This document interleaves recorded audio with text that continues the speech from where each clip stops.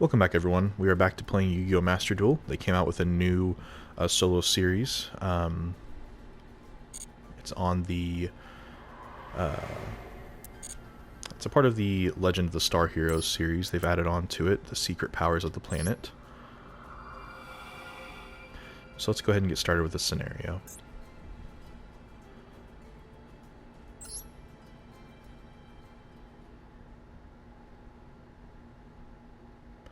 The secret powers of the planet.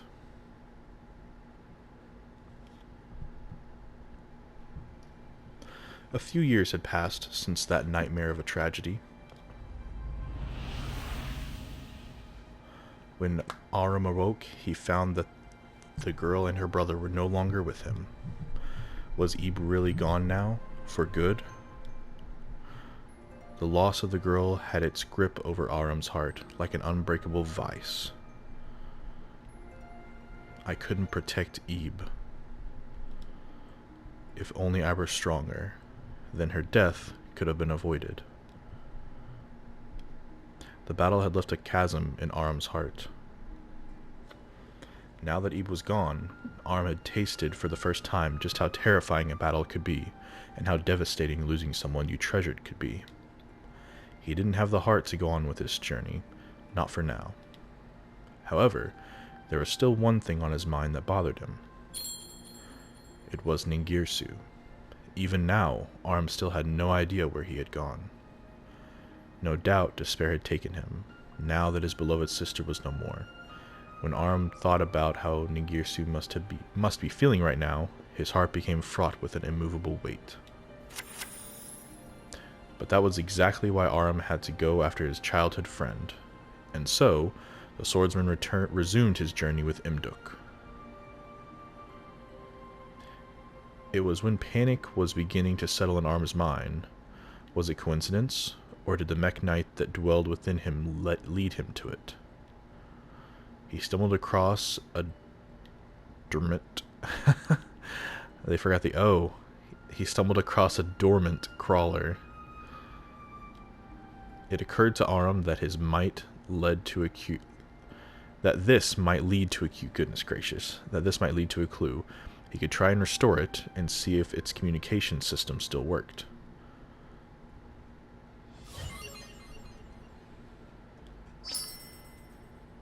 Okay. Next scenario.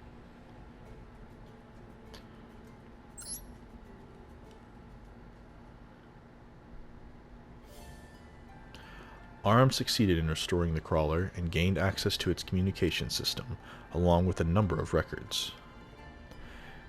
That detailed areas in which the swarms were active, and the data on the locations where mini-crawlers had been destroyed. Perhaps there was still some life left in those areas, and if there was, maybe they would know where Ningirsu had gone. Armed with his new clue, Aram set off to the areas he had gleaned from the records. However, as useful as the information was, it unfortunately didn't make Aram's expedition any easier. There was nary a sign of life to be spotted anywhere, and the journey was looking like it could end in vain. Nature, uncaring and relenting, continued to batter the two mercilessly. But at last, a glimmer of hope at the end of the arduous tunnel. Aram and Imduk had stumbled across the remaining tribes of the planet. That of the fiery recluses, and the stalwart beasts, and the sacred lakeside trees. Although this encounter brought no clues as to Ningirsu's whereabouts, Aram and Imduk were blessed with the legends and knowledge of the tribes. And by linking them together, Aram was able to unlock a great secret power of the world and witness the tremendous power that slumbered in its depths. It made him think of the world chalice powers that were bestowed to him. But this was greater, far greater, hiding unbeknownst to the dwellers of the planet. Was this what Lee had sought, Aram thought?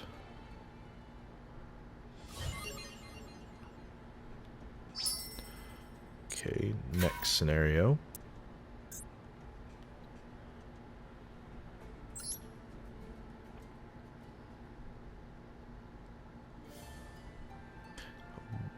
what were the more secrets dwelled beneath the surface? One of them was the rebirth records, inscribed with the history of the planet, chronicles from generations long forgotten. And the other, bygone memories of the planet's glorious age where humans ruled from the apex.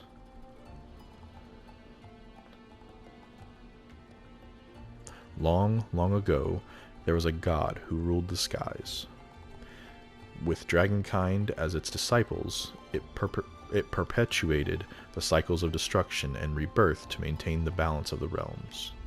However, the scale of destruction grew bigger each time, and one day, the balance of the two was thrown into great disarray. Once this delicate balance toppled, even the sacred skies could not hold back the destruction it wrought. The god decided that it could no longer oversee the skies by itself. With its power of creation, it brought forth layers and layers of the toughest earth, and sealed the powers of destruction within. With nowhere to go, the powers raged and raged until it boiled and scorched the very earth, morphing it. The torrent of power rushed through the land and merged with the power of creation, leaking out onto the surface. It became a small manifestation of the cycle of death and rebirth, and gave life to the lands. With the last of its strength, the god then turned itself into a key, and entrusted it to the life blooming on the planet below before vanishing. In the years following its disappearance, the powers of destruction re-emerged on the surface many times. However, every time it did, the life of the planet would use the key, and with the help of the dragonkind, push it back to whence it came. Over time, the key came to be known as Word. The key became to be known as Word, and the power of destruction as the Great Darkness. What happened there? The key came to be known as something. I don't know what they were trying to put there. And the power of destruction as the Great Darkness. Thus, the great legend of the world hero was born. Starlit hero, your sword swathed in light, may you triumph over the great darkness. Yeah, I think there was a little bit of either language translation error there, or just some kind of typing in these scenario lines. Next scenario.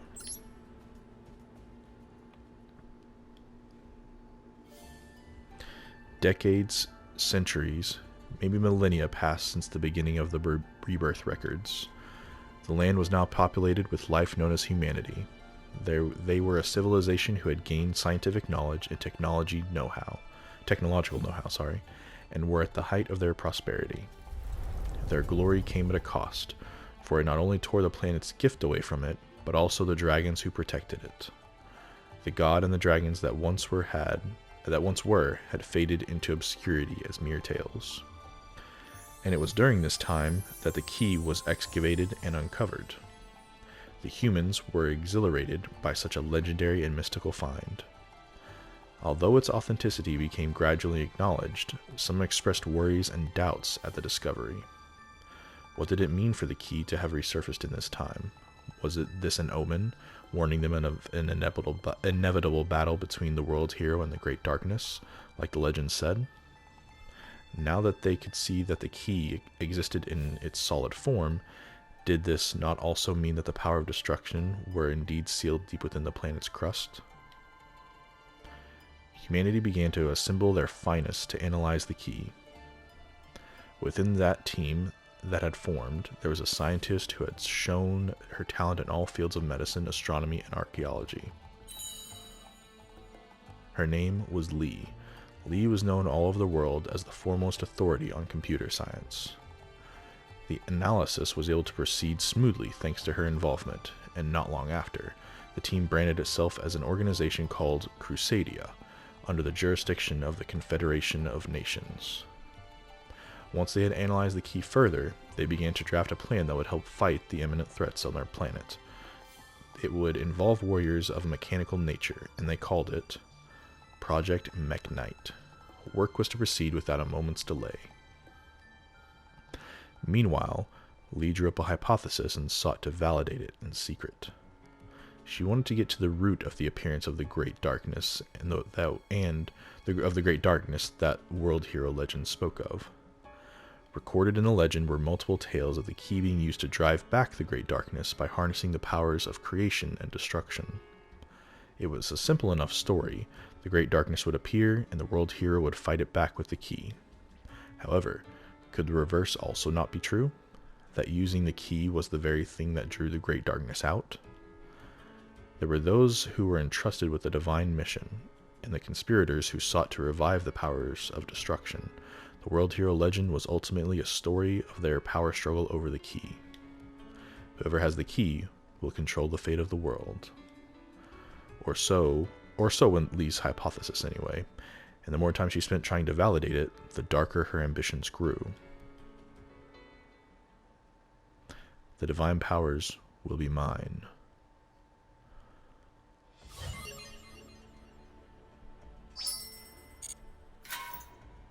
Okay, next scenario.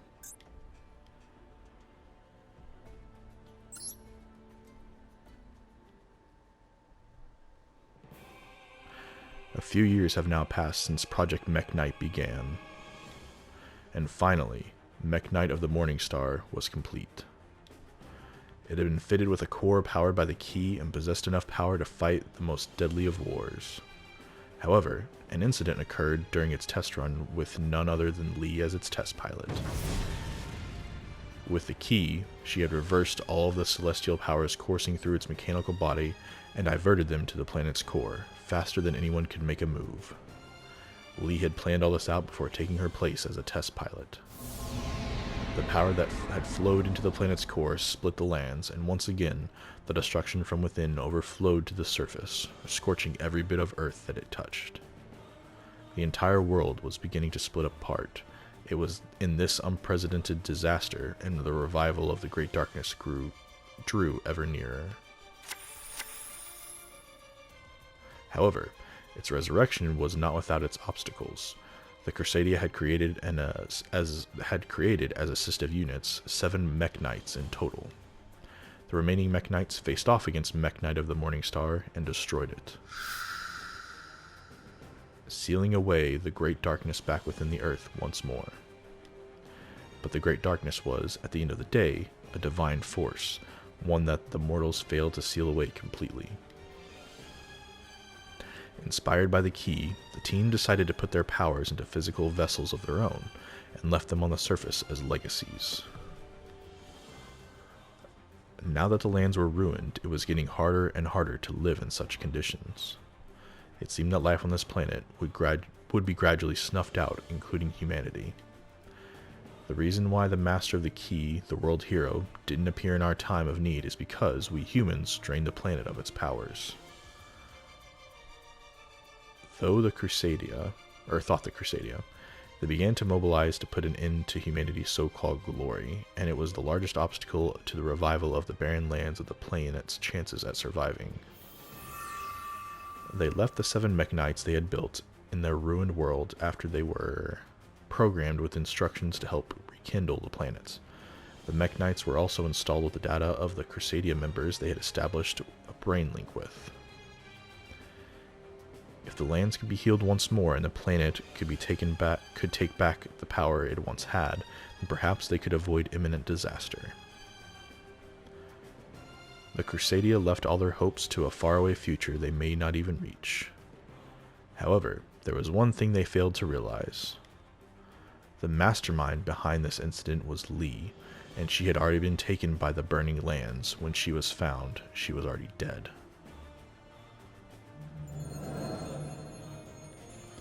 But only in flesh. Her soul had been released from its physical vessel when she transferred it into World Legacy World Chalice, her will and knowledge.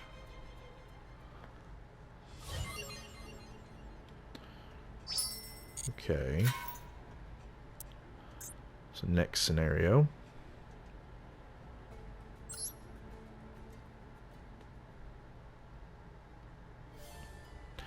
The tremendous power that dwelled within the planet was the very thing that Lee was after.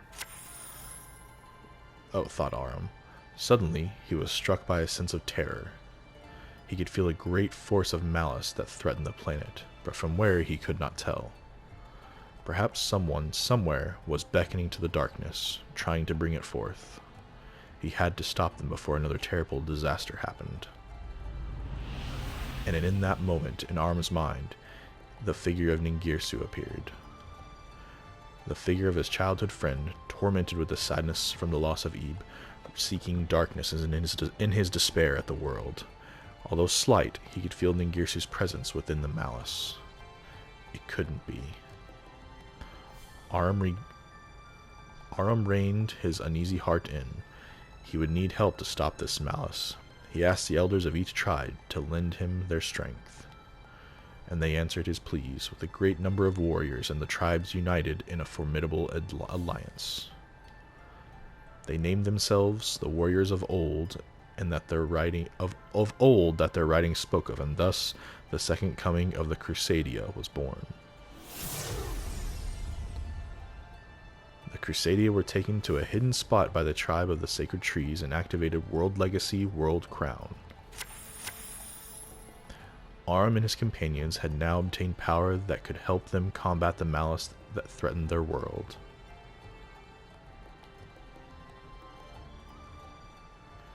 The Crusadia began their advance toward a giant tower at the center of all the malice. The orchestrated Babel, towering into the sky in its mechanical magnificence. Surrounding it were the Orchist, mechanical weapons waiting on standby in silent formations.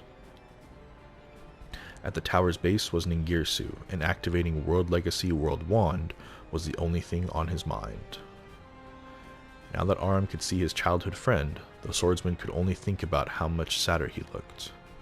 Aram prayed that he was only overthinking the situation, but he knew that their reality was not a kind one.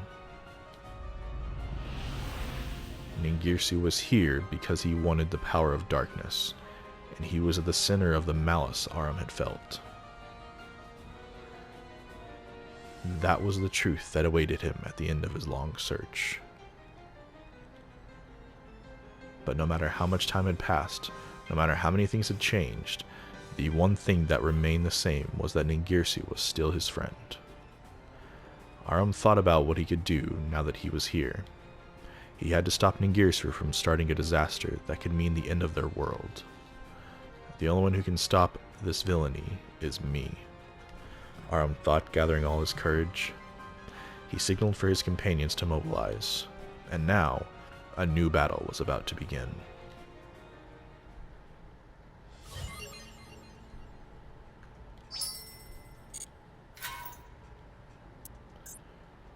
Well, let's go ahead and unlock... What? Oh, interesting, okay.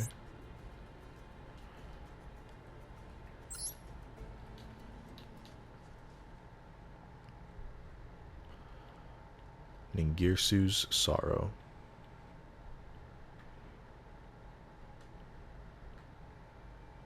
When Ningirsu saw what had happened, a bolt of guilt pierced through his grief. Even in his desperation, he never imagined this would happen. His eyes could hardly believe what they were seeing.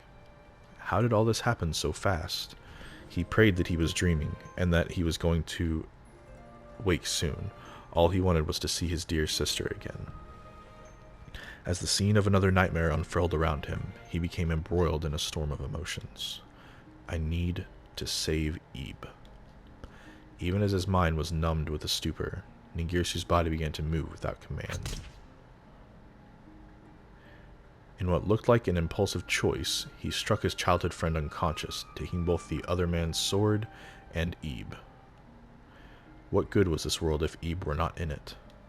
He would do anything, be it good or evil, if it meant he could see her smile again. That single thought of getting his sister back was all Ningirsu needed to force his weird limbs forward. He had the Mekhnite cores from when the 6 nightmares were defeated, and now he also had the sword he took from Aram. Using the facilities that were still present in the Mekhnite headquarters, he analyzed the artifacts with feverish desperation.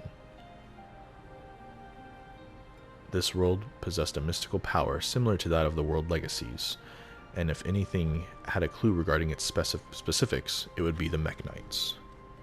They might even have a way to bring Ib back.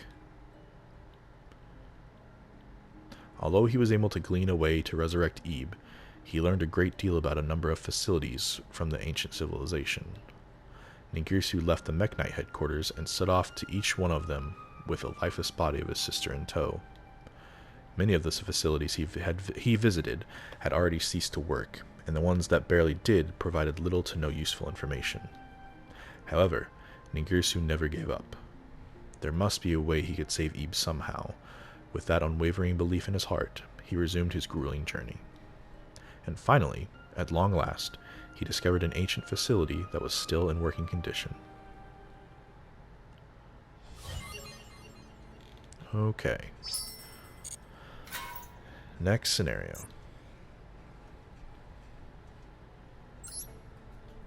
Let's see what it says. After countless weary roads walked, Ningirsu had gone through more information than any average man would in his life. He had thoroughly inspected the Mekk-Knight cores and several ancient facilities.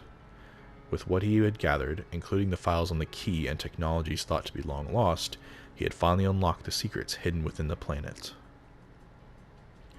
The truths of the world that had been shrouded in mystery, Ningirsu trembled with joy.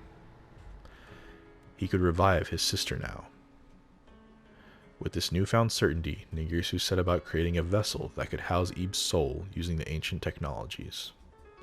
However, this task was to be the most difficult yet. Trial after trial resulting in countless failures and their byproducts. And as days ticked by, he had amassed enough vessels to create his own army. But at last, his effort paid off, and he finally created a mechanical doll that would work. By synchronizing the doll with the body of his dead sister, he also succeeded in reinitializing the function of one of the twin swords vital to his plan. So much time had been poured into this endeavor, but at least there was something to show for it. A strange sense of elation began to bubble within Ningirsu. His sister had given her life for this world. Now it was time for him to create a new world for her. Now that Ningirsu had the mechanical doll's powers, the second step of the plan to build orchestrated Babel could finally begin.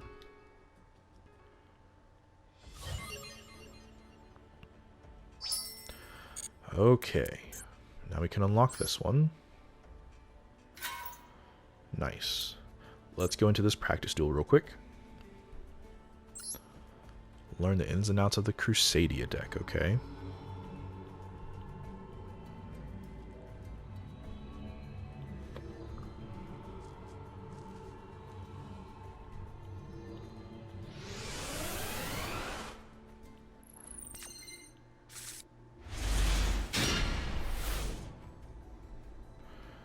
So multiple times.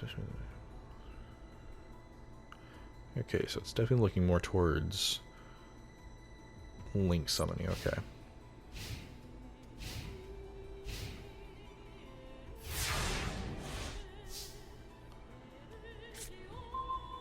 Okay.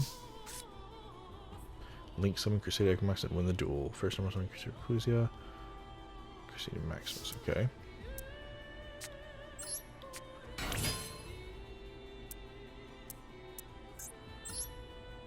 Magias, okay.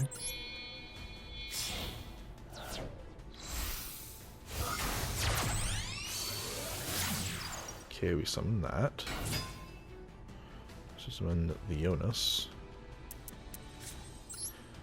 Special summon that. Activate the effect. Add Maximus to the hand. To create Crusader Regulax, okay. Or Regulax, sorry.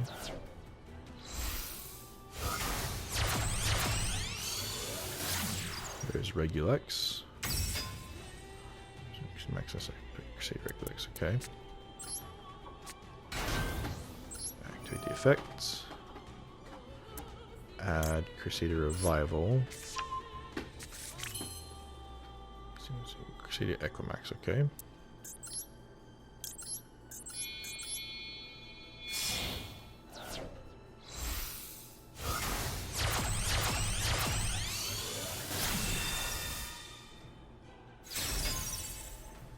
Attack of Crusader, activate Crusader Revival, okay.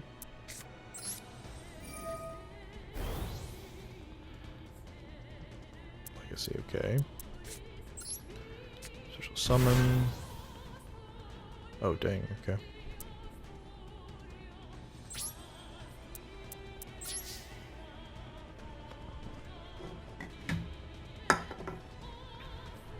And attack.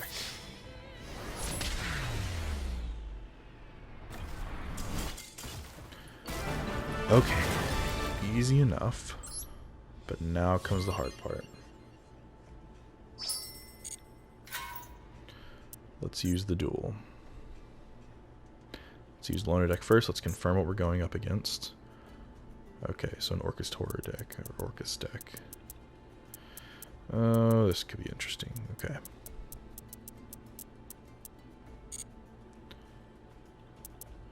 And I have... Okay, I've got some cards, Well, we'll see what happens.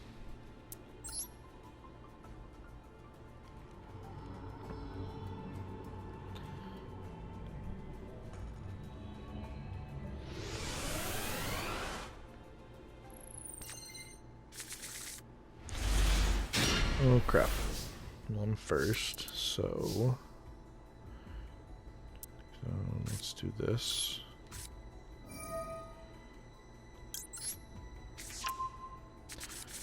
You can target one machine that control this turn. You can attack one control once each turn.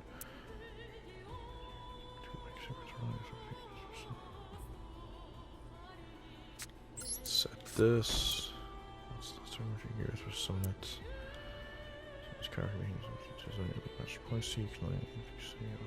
just set this. You know what? Let's T-set. Or not T-set, but set, and then let's see what happens.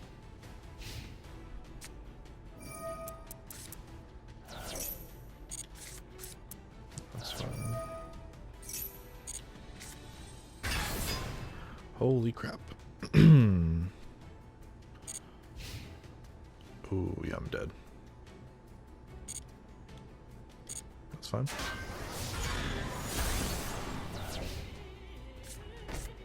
Oh, what the f... It's a monster. Your deck is your bench. You can only... Okay. Let's see, you can only activate this. Okay.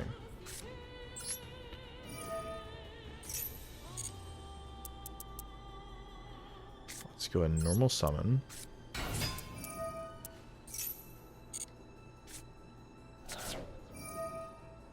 What is this guy doing? Holy crap. Okay. Don't like that.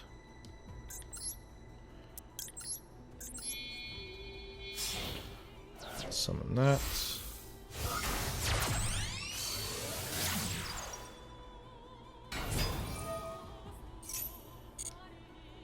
What?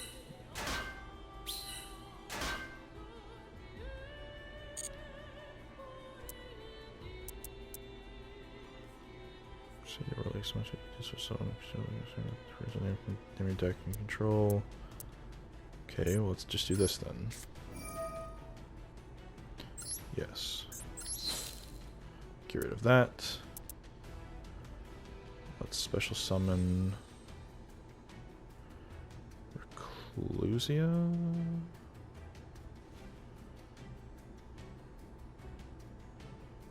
Ooh, no, I don't want that.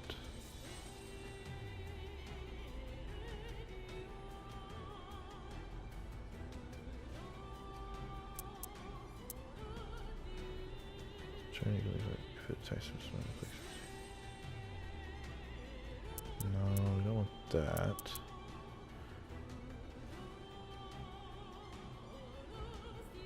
Ooh. Oh. wait to bring him out, I think. Let's do this one first. Activate effect. Who do we want in our hand? Let's bring out... Let's just bring out Reclusia, that's fine.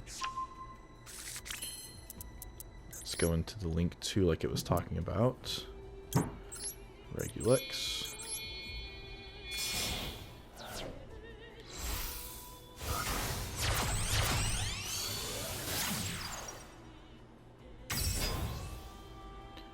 And then... What else does this do?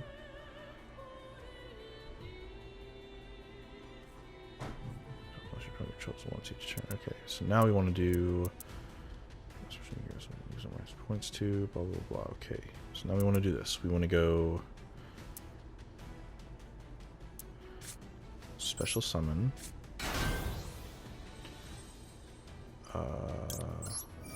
Activate effect. This card you can special target your card you control and card your opponents destroy them. Is this a Crusadia card? Control your opponent's monsters can only target monster attack. You can activate. Ooh, yeah, let's do that. Select 2 cards to target. I want to target that one. And let's get rid of that one. Okay, let's go from here. Those are gone. What do we want to add to the hand? We want... its own. Ooh. I want this. Okay. Here's what we want to do. We want to special summon Equimax.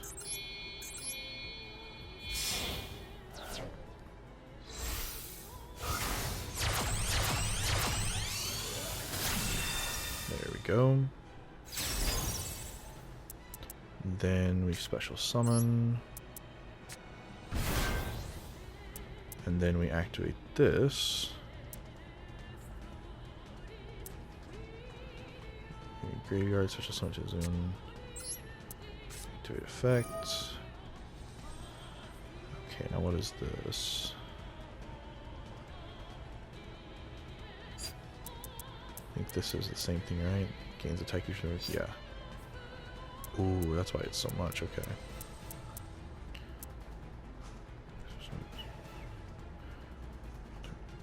So you're entering your graveyard, add it to your hand.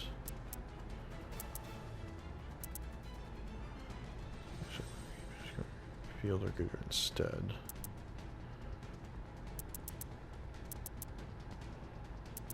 Okay, let's do this one. What is this? Could be control. Nah, we'll do that. Nah.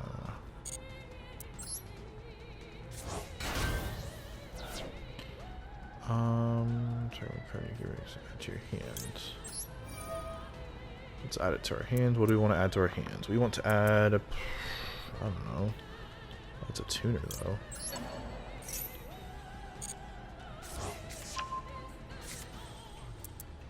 Okay.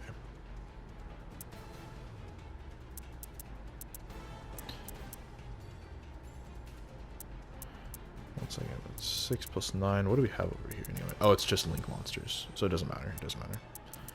Okay. Activate effect. We can attack everybody. And battle. Attack. You're destroyed. Attack. You're destroyed. And attack.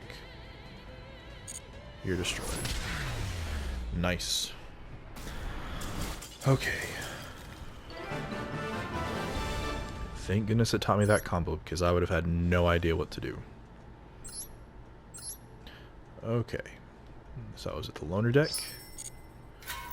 Let's go ahead and go with my deck. The one I'll be using in the next Roz run. which is essentially just a Swordsoul Tenyi, but with a few tech cards added.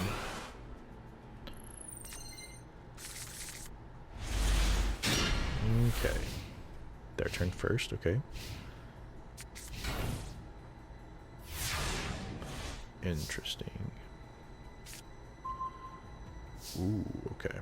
Well, let's do this first. Let's go... activate effect. Let's do that. Go into Tenyi.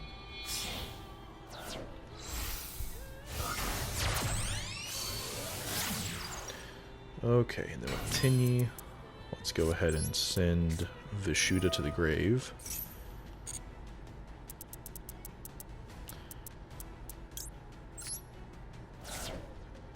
And then let's add Adhara to the hand. Now let's go ahead and banish Vishuddha. Get rid of whatever trap card they have. And then let's go ahead and get Adhara on the field.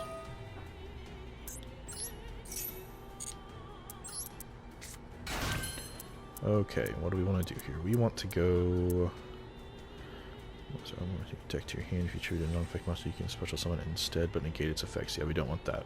What we want to do is we want to do this. Let's go... We want to tribute... Tenyi to get Moyi, but we're not going to special summon it. We're just going to add it to the hand. And we're going to use our normal summon on Moyi. Excellent. And then let's go ahead and go into Grandmaster.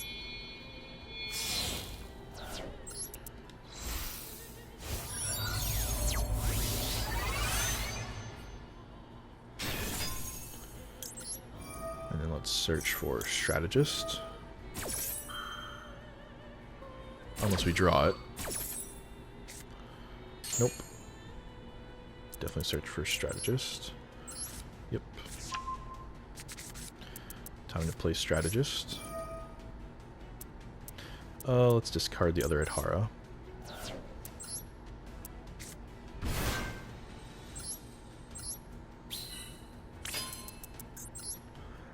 Okay, let's go with Supreme.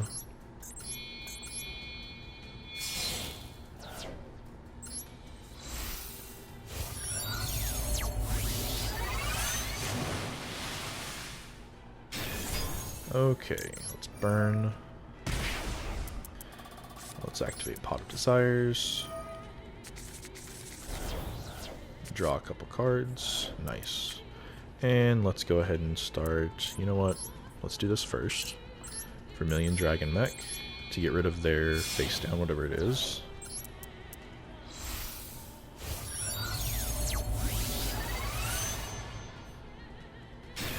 Actually, I don't have to do any other plays. That's game.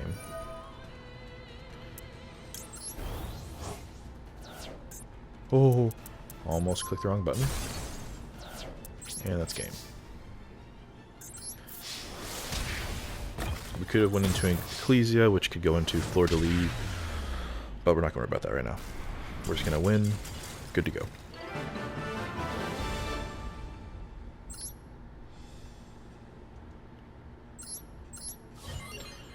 Okay, got those done. Let's go ahead and unlock this real quick. Thank you. Unlock this one real quick. Thank you. And let's go to the goal.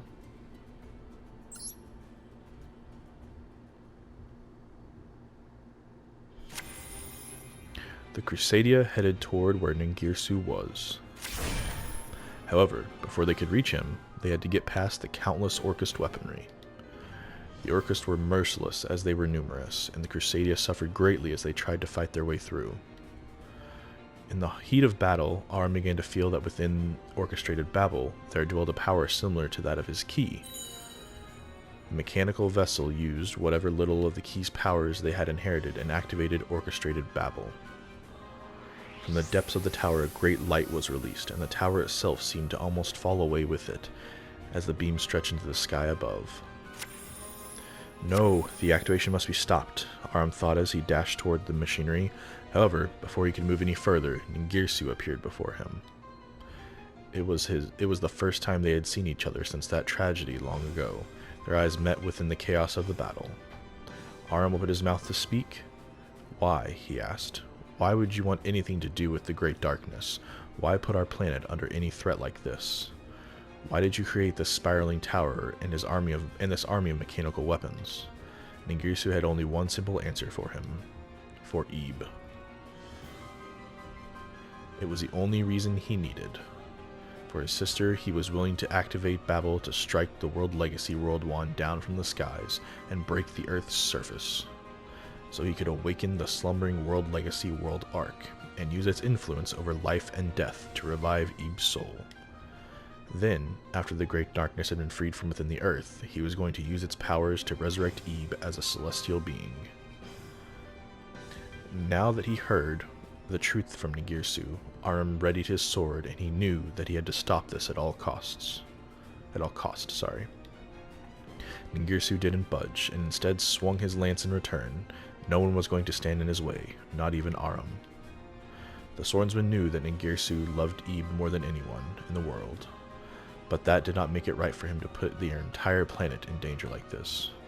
Aram knew that Ebe would not want this, even if it meant that she could live once more. However, for Ningirsu, there was nothing he wanted more than to see his sister open her eyes again. And if that meant that he had to turn against the entire world, then so be it. Both men had already made their minds up on what they wanted to achieve. Neither wanted to budge, and so they clashed, but neither could gain a decisive advantage. The orchestrated Babel activated, and at last, the World Wand had been toppled. When it fell to the earth, it gored the land below, and the resulting shockwave reverberated across the entire planet.